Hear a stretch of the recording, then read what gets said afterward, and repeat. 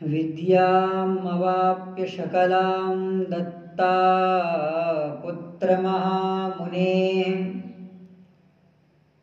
स जग्रोथ जगामाशु मथुरां यादवीं पुरीं हत्वा निशुम्भं नरकं महामतिः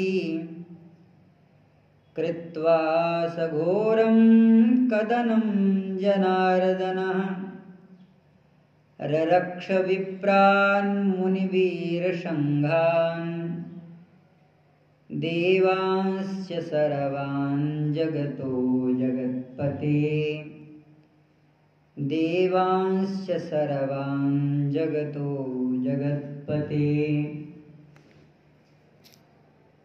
निखिल कल्याण गुणगण निलय भक्तवांछा कल्पतरु मर्यादा पुरुषोत्तम भगवान श्री सीताराम जी महाराज, पूज्य चरण सद्गुरुदेव भगवान मधुमंगल में संत समाज, भगवान की महती अनुकंपा कृपा से श्रीधाम अवध में भगवान की मंगलमयी कथा कहने और सुनने का अवसर प्राप्त हुआ। आज भगवान दत्तात्रेय का जन्म दिवस है।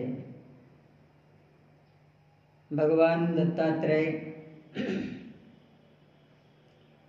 अवधूतों के गुरु कहे जाते हैं। भगवान ने उपदेश हित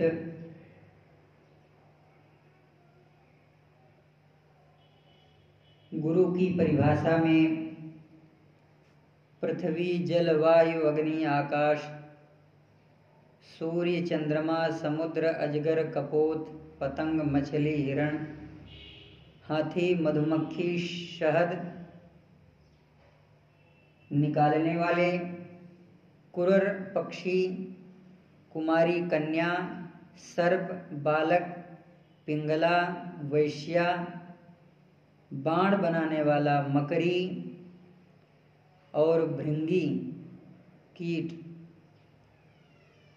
ये भगवान के 24 गुरु कहे जाते हैं।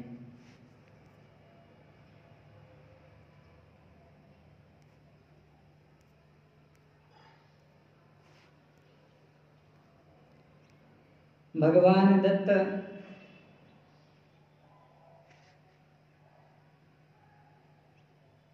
कई महापुरुषों के जीवन में दर्शन देकर उनके जीवन को कृतकृत्य करते हैं। परमहंसों की संहिता में भगवान दत्त को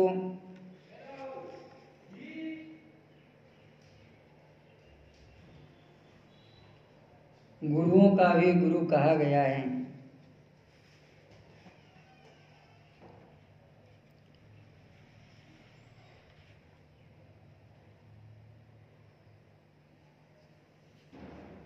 मूल में भगवान दत्त कहते हैं, यतो बुद्धिम उपादाय मुक्तो अटामी हितां शृणु। जिस तरह से मेरी बुद्धि यतः यस्मात् उपादाय भगवद उपासना योग्याय मुक्तम अटामी, मुक्ति को प्राप्त करे। पृथ्वी वायुराकाशः आपो अग्निश्चंद्रमा रवि कपोतोजगरः सिंधु पतंगो मधुकृत गजः मधुहा हरिणो मीनः पिंगला कुररोर्वृकः कुमारी शरकृत शरप ऊर्णनाभि सुपेशकृत एते मे गुरवो राजन् चतुर्विंशतिराश्रिता शिक्षा वृत्ति अभिरेतेषां मन्वभिशिक्षन् महात्मनः। मैंने इनसे सीखा है और यह अन्व शिक्षण दूसरे को भी शिक्षा देते हैं।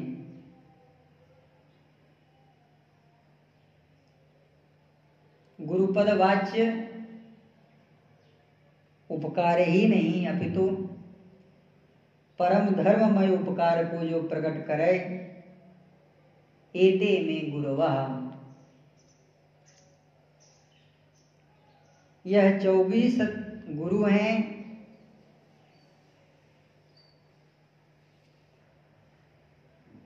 सांख्य कारिकाओं में, अन्य ग्रंथों में सांख्य योग प्रवक्ताओं ने 24 तत्व का इस शरीर को माना है। यतः अनुशिक्षामि यथा वा नाहुषात्मजः, मैं इनसे शिक्षा लेता हूं और यदि तुम मेरे अनुभूत हो तो मैं तुम्हें भी इनसे ही शिक्षा प्रदान करता हूं। यतः यदनुशिक्षामि यथा वा नाहुषात्मजः तत्तथा पुरुषव्याघ्र निबोध कथयामि ते। ऐसे भगवान दत्त के चरणों में हम प्रणाम करते हैं। भगवान के चरणों में हमारा प्रेम उत्तरोत्तर अभिवर्ध हो।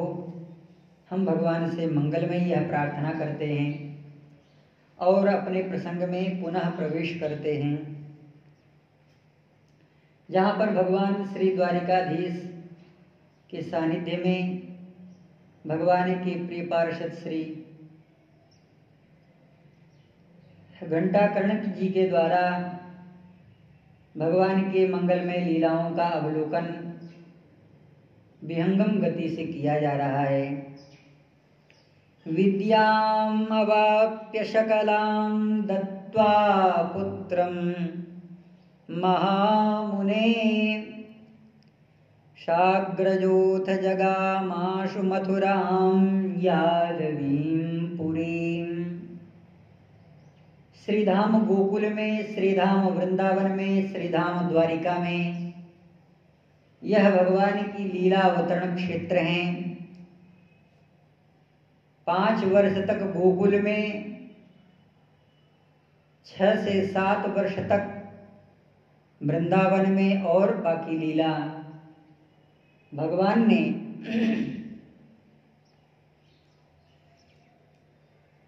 श्रीधाम द्वारिका में की है।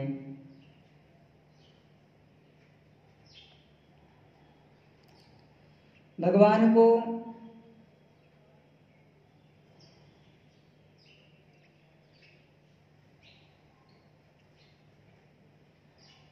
संपूर्ण विद्या महामुनि श्री सांदीपनी जी के द्वारा प्रदान की जाती है। लेकिन सबसे पहले भगवान कंस पर विजय प्राप्त करते हैं। कंस यह है जो भगवान का संबंधी है, माँ का भाई है, जो मामा कहा जाता है।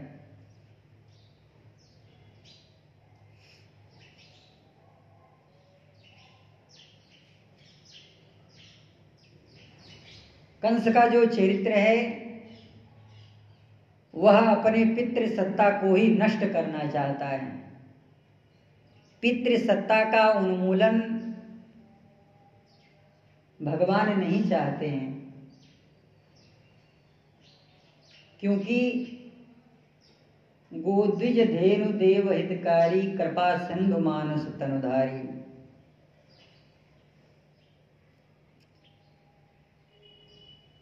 यह जो कंस है पूर्व जन्म का महापराक्रमी बड़ा बलशाली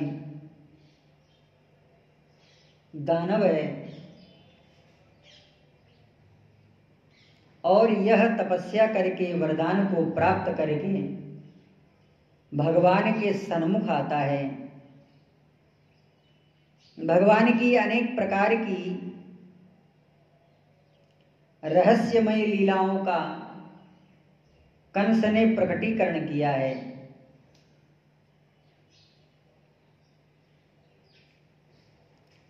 भगवान ने इस कंस को मारा। जघान कंसं रिपुपक्षघातिनं पितृद्विषं यादव नामधेयम्। यह केवल संबंधी ही है, क्योंकि यादव नामधेयम, नामधेयम यादव। भगवान यदुवंश में अवतीर्ण हुए हैं और यादवों की यह सेना जो कंस ने बना रखी है, यह पितृ और पुत्र दोनों पक्ष का उन्मूलन घातक है।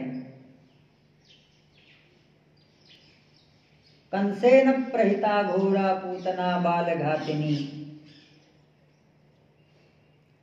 शिशुश्चकार निघ्नन्ति पुरग्राम व्रजादिषु।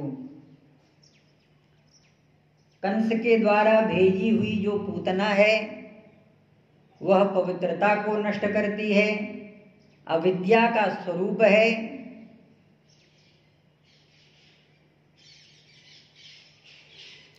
और यह जो कंस है वह पितृसत्ता को विलीन करना चाहता है, यानी आर्ष जो मर्यादा है, धर्म है, उसका यह विद्वेषक है।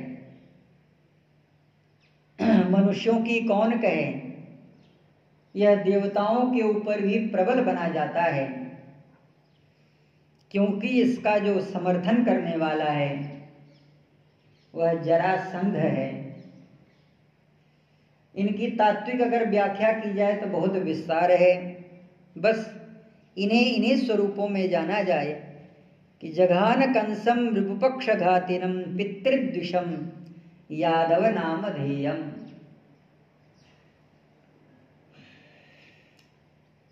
इनका जो संगठन है, मूलम में विष्णुर्देवानाम यत्र धर्म सनातन, सनातन धर्म के ऊपर किस तरह से प्रहार किया जाए, वैदिक वांग्मयी शिक्षा पद्धति को किस तरह से उन्मूलन किया जाए। जघान कंसम, बालकों को मारना यानी संस्कार को नष्ट कर देना। बालक क्या हैं? कहा संस्कार भूत हैं। यन्न वे भाजने लग्नो संस्कारो नान्यथा भवेत्। पुनः भगवान करते क्या हैं? गुरुजनों के द्वारा प्राप्त हुए संस्कार को और महर्षि सांदीपनी के द्वारा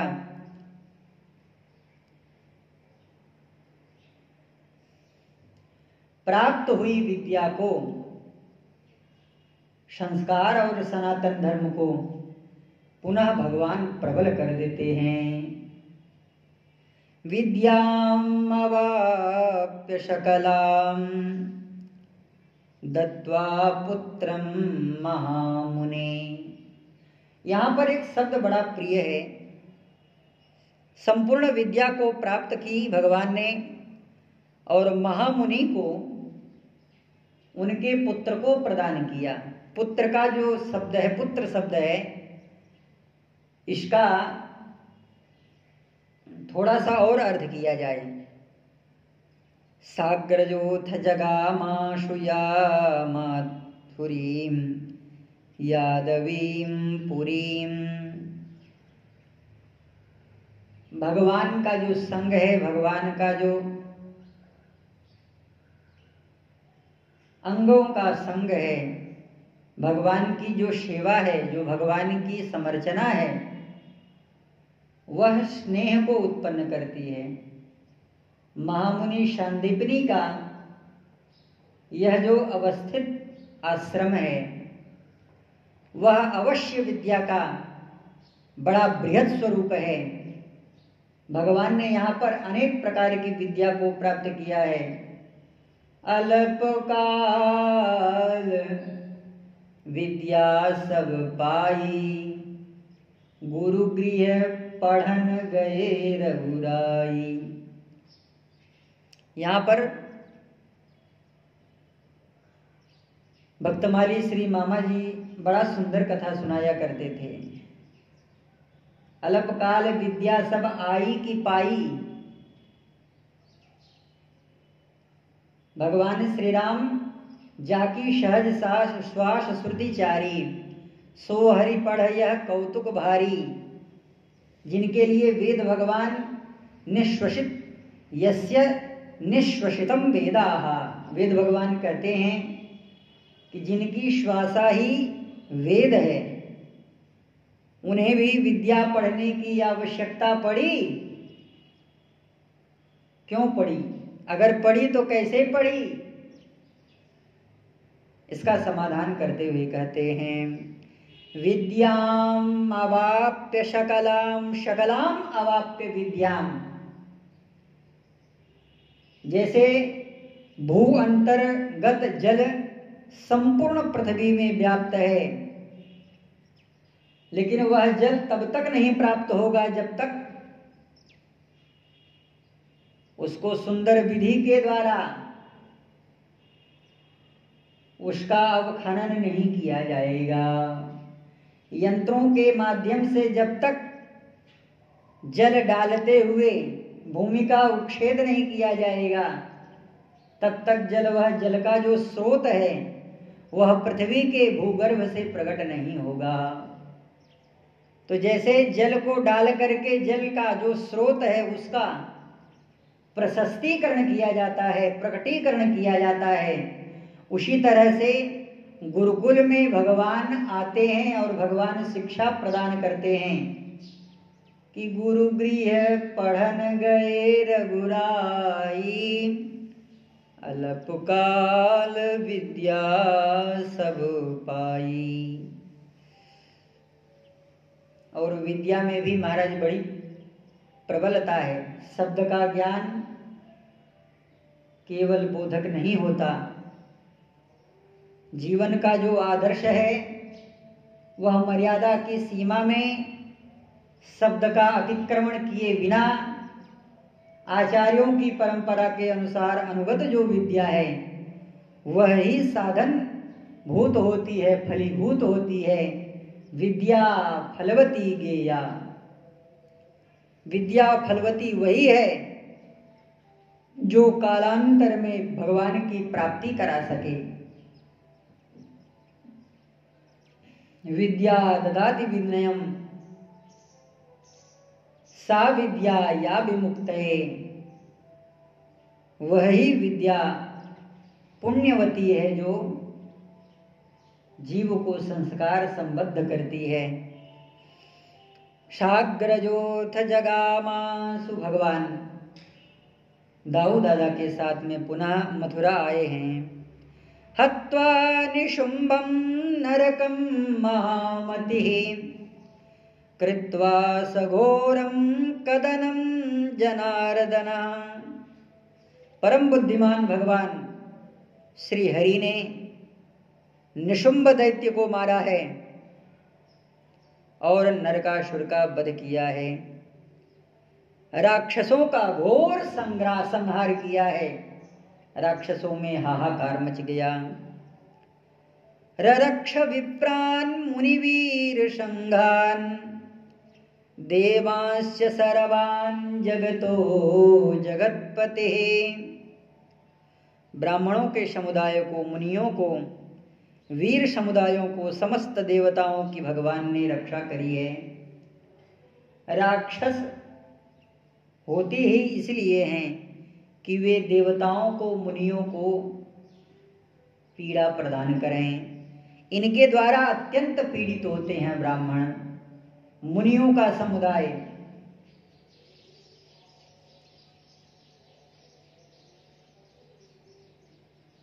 आज मैंने ऐसे ही भगवान का दर्शन किया है। शेष भगवान विष्णु हृद्यदिष्टो जनार्दनः कृतकृत्योऽस्मि सञ्जातः सायुज्यं प्राप्तवान्यः।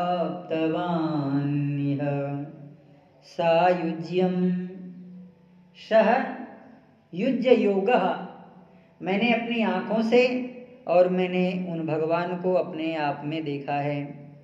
इनको मैंने देखा है, इन्होंने मुझे देखा है और हम सब ने इनको देखा है। येन दृष्टो हरे साक्षात् तस्य मुक्ति करे स्थिता। जिन भगवान के मंगलमय करतलों में मुक्ति भगवती खेलती रहती हैं। येन दृष्टो हरि साक्षात् तस्य मुक्ति करे स्थितः। भगवान का उपलक्षण क्या है?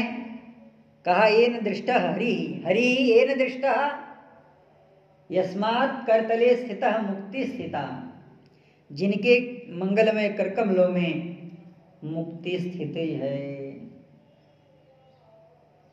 अस्ति सस्तरुणी कराग्र विगलत् कल्प प्रसूनाप्लुतम्। देवताओं के मंगलमय करकमलों से पुष्पों की अभिवर्षण होती रहती है और भगवान के मंगलमय करकमलों में मुक्ति का अभिवर्षण होता रहता है। अस्ति सस्तरुणी कराग्र विगलत् कल्प प्रसूनाप्लुतम्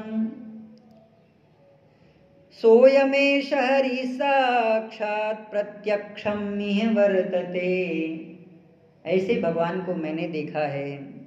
नूनम जन्म जन्मांतरे पूर्वम धर्म संचित एव मे यस्य पाकसमुत्पन्नो येनाशो दृश्यते मया। जिनके फल उदय हुए हैं,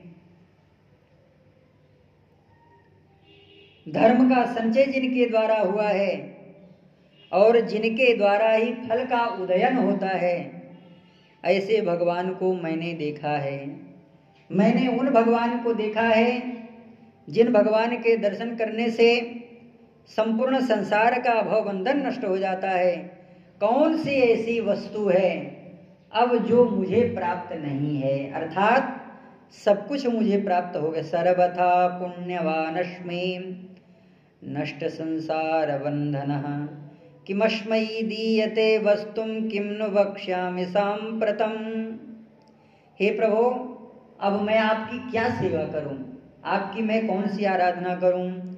करिष्ये किमहं विष्णोर्वदस्व यथेप्सितम्। ऐसा कह करके वह बार बार जोर जोर से गर्जना करने लगा। जहास विकृतम नूनम ननर्त पिशितासनः। बड़ी तेजी से हंसा।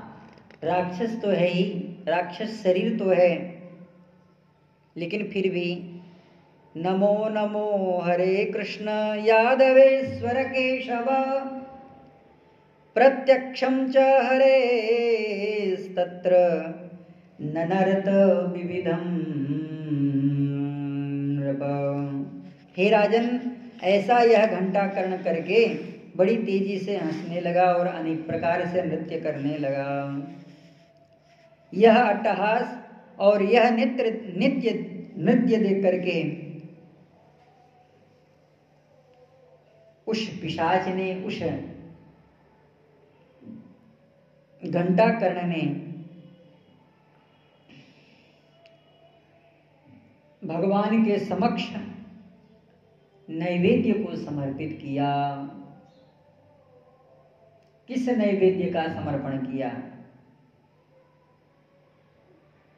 जो अत्यंत ही घृणित नैवेद्य है।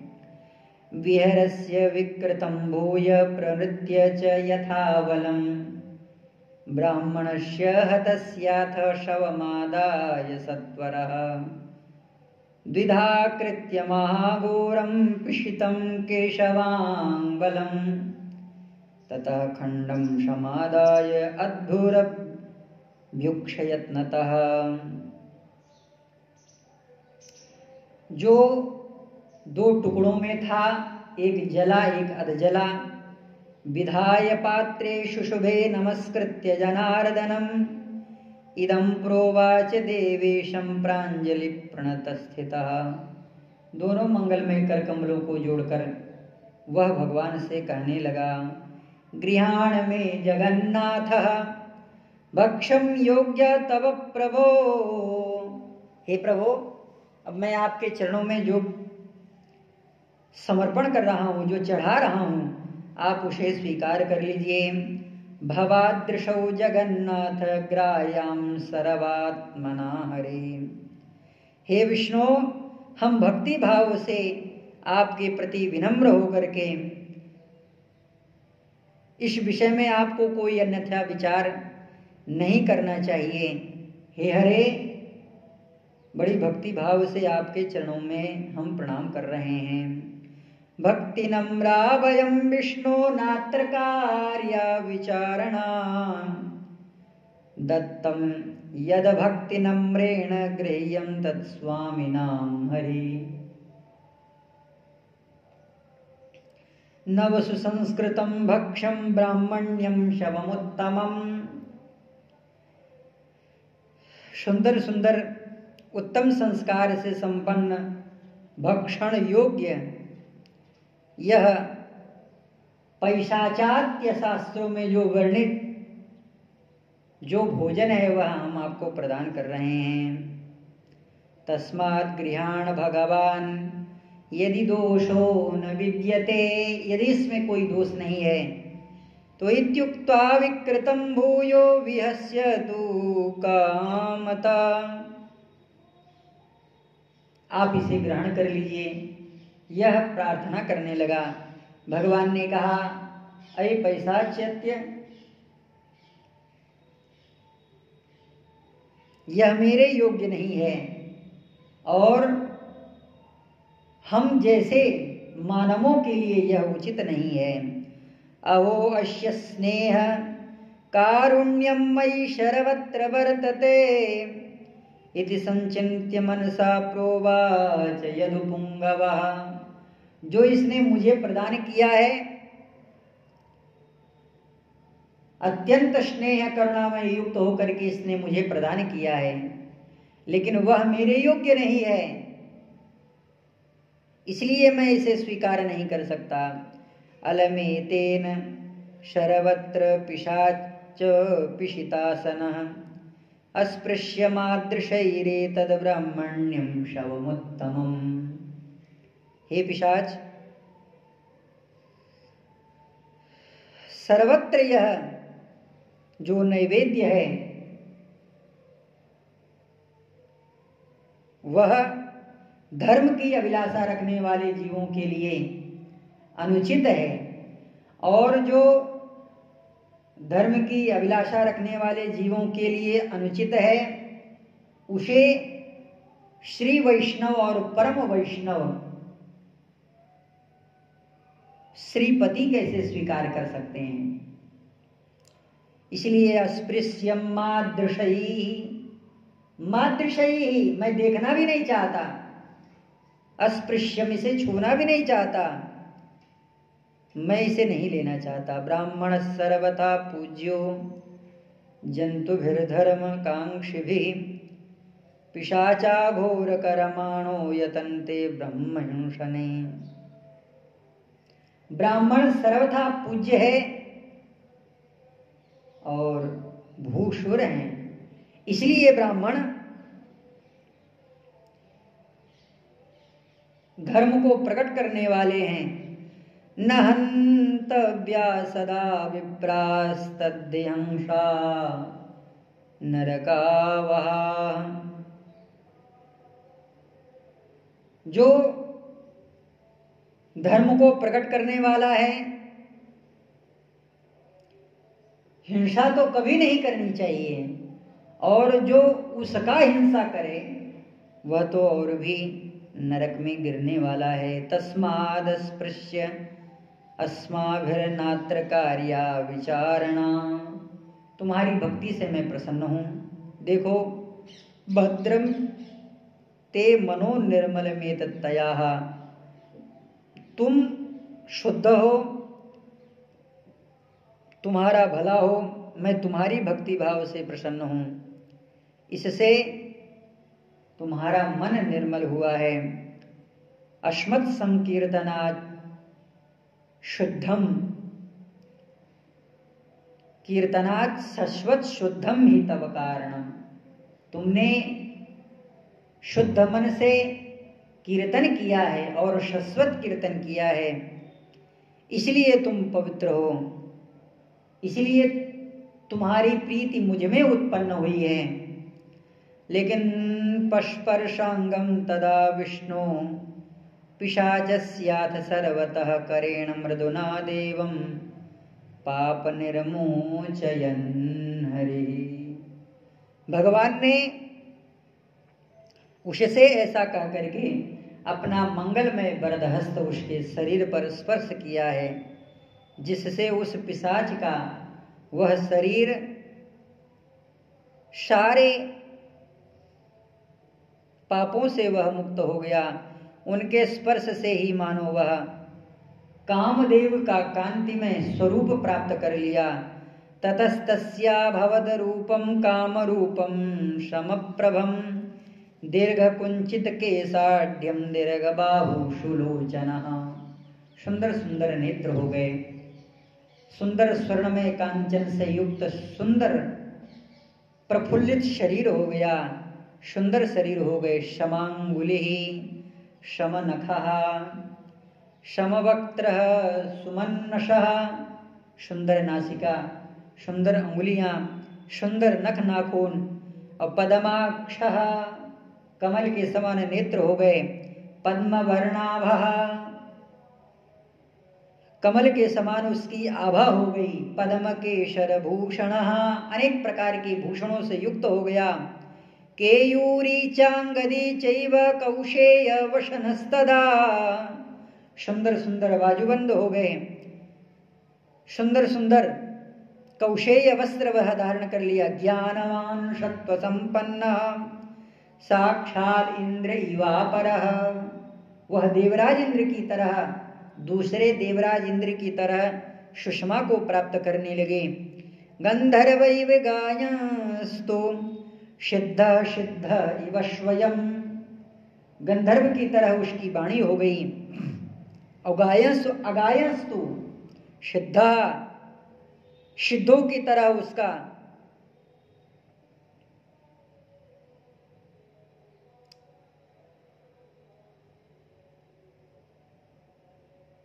अभिनय होने लगा।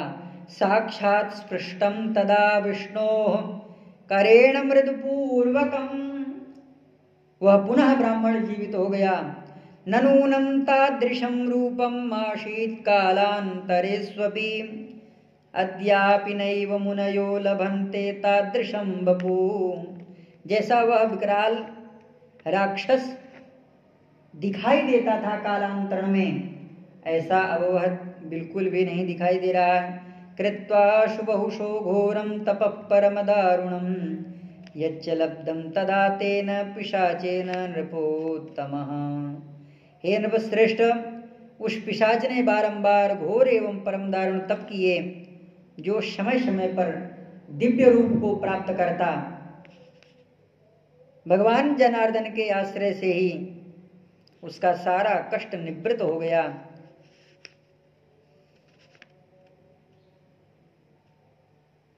हे राजन, इस सुंदर आख्यायिका को जो सुनता है और जो कहता है ओनु नाम जगन्नाथ माश्रितम शीदते नपः, उसे कभी कष्ट नहीं प्राप्त होता।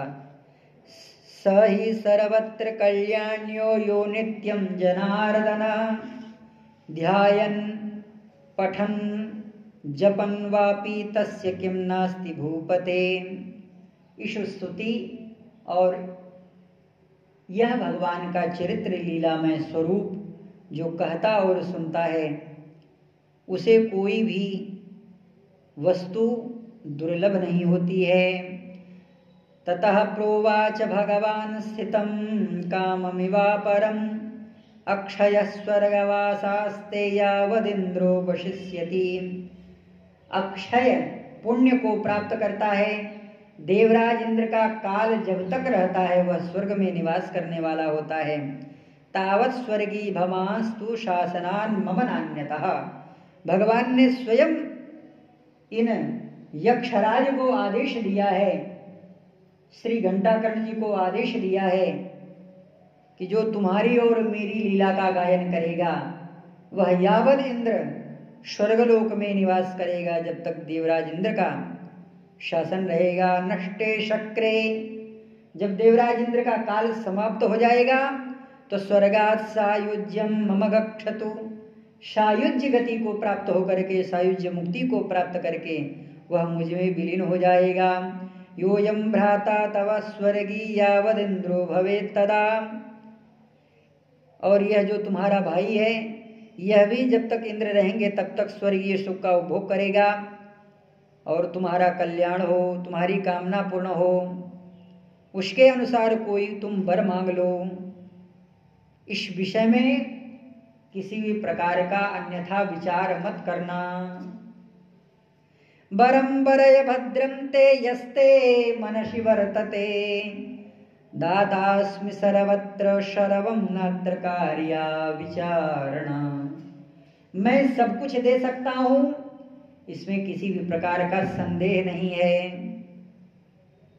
यह भगवान की अत्यद्भुत लीला कृपा कटाक्ष स्वरूप जो भगवान की मंगलमयी गाथा कथा है, वह भगवान के प्रिय पार्षद श्री घंटाकर्ण का आश्रय लेकर के और उन्हीं के मंगलमय वचनों के साथ भगवान के दिव्य भक्ति को प्राप्त करते हुए भगवान के नित्य समर्चन पूजा स्वरूप निर्माल्य भगवत शुद्धोदक को प्राप्त करता हुआ आज भी यह जो प्रतिचिन्ह है वह भगवान बद्री विशाल के प्रांगण में श्री घंटाकर्ण जी महाराज का स्वरूप प्रतिमा विराजमान है।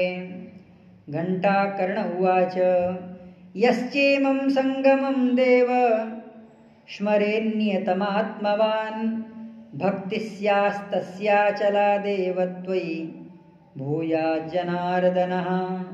हे प्रभो, हे देव, हे जनार्दन, जो अपने मन को संयमित रखते हुए हम दोनों के इस समागम रूप प्रसंग का स्मरण करे वह आपकी अविचल भक्ति को प्राप्त करे, उसका मन शुद्ध हो जाए, उसमें मलिनता न रह जाए, उस पुरुष के मन में सारा कालुष्य मिट जाए। आप मुझे ऐसा वरदान प्रदान करिए।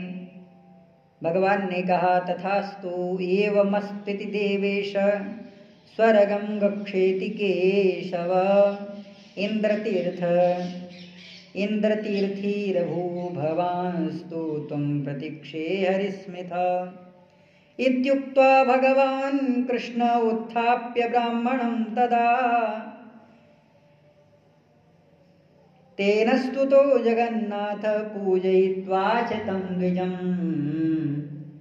वह ब्राह्मण भी जो अभी मृत्यु का वर्ण किया जैसा दिखाई देता था वह भी ब्राह्मण उठ करके भगवान के चरणों में प्रणाम किया, भगवान की स्तुति करी और पुनः वह भी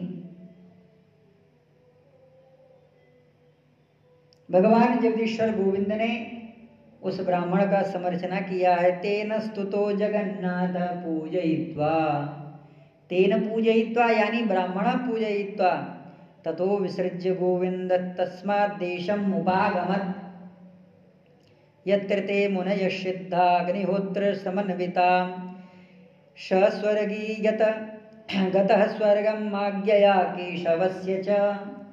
श्री घंटा स्वरूप श्री घंटाकर्ण जी महाराज स्वर्ग को चले गए, वह ब्राह्मण भी स्वर्ग को चला गया और भगवान की नित्य सेवा परिकर लीला में वे प्रतिमा के रूप में विराजमान हुए। तस्मात् पठ सदा राजन मनः शुद्धिं यदीक्षसि मनश्च शुद्धं पठन्ति पठस्ते जगति पते।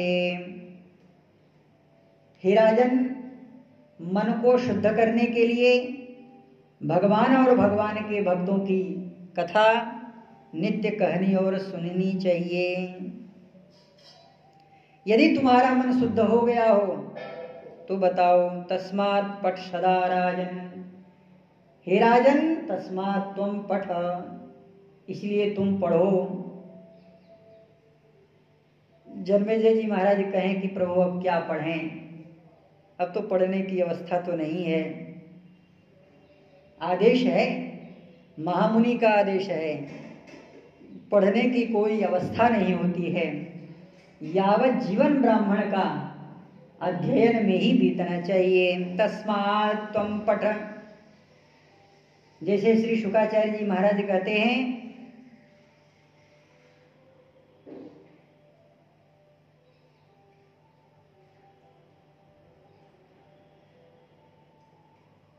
यह जो सठ बुद्धि है उसका तुम त्याग करो। उसी तरह से महामुनि श्री वैशंपायन जी महाराज कहते हैं, तस्मात् पठ सदा राजन मनः शुद्धिम यदीक्षसि, यदि इक्षसि मनः शुद्धिम, मन को अगर शुद्ध करना चाहते हो तो केवल भगवान के चरित्र लीला नायक दिव्य रहस्यों को कहो और सुनो, पढ़ो। मनस्य शुद्धम पठति मनस्य शुद्धम भवति, पठस्ते जगति जगतपते। क्योंकि भगवान की लीला का पाठ करने से मन शुद्ध होता है।